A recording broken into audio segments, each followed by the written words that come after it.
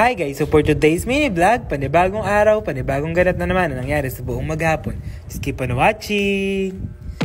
At happy anniversary nga pala sa church namin sa Victory Santa Rosa. Uy, sana all nag-anniversary.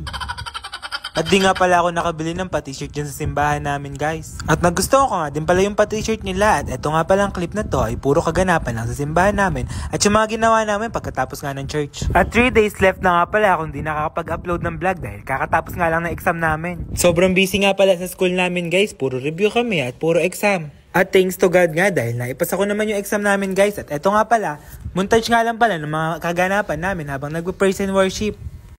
When I stand in my way, that's a losing game. When I'm over my age, it's a ball and chain. Got lost in the crowd of that pretty face. Wanna have it all, nothing left to gain.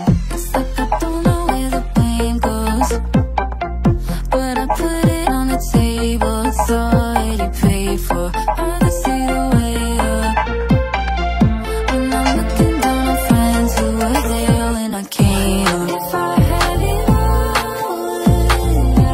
I'd let all my friends die.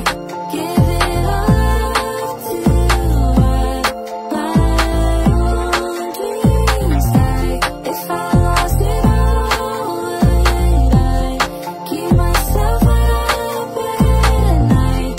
And if I roll the dice, at least I try.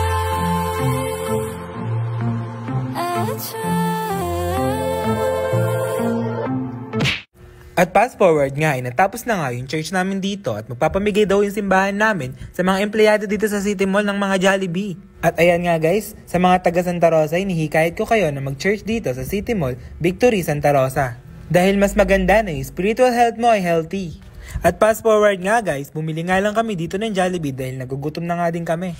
At ang gusto ko nga lang McDo kaso nga hindi kami nakapag-McDo dahil malayo nga ito.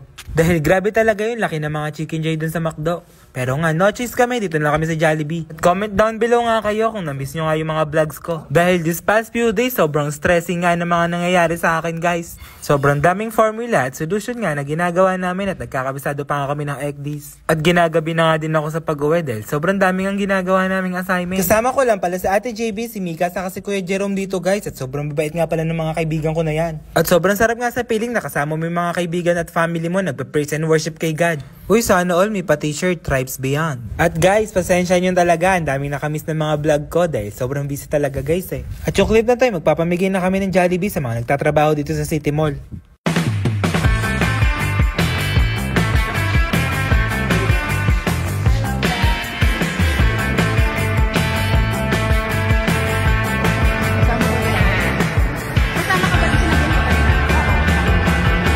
At tatapos na nga kami mag-Bible dito guys. At tatapos na din namin ipamigay yung mga Jollibee sa nagtatrabaho dito sa City Mall. At nagkaayaan nga kami dito magkakaibigan na magmerienda dahil nagugutom na naman kami ulit. At Emil Justin left the group nga dahil sobrang daming gastos na magkakaibigan na to. At ayun nga pala, single nga pala sa Ate JB, naka-green na yan. Baka nga mag-mine na kayo dyan, comment lang below. May topic nga lang kami dito at alisin ko na nga lang yung sounds dito guys, baka marinig nyo.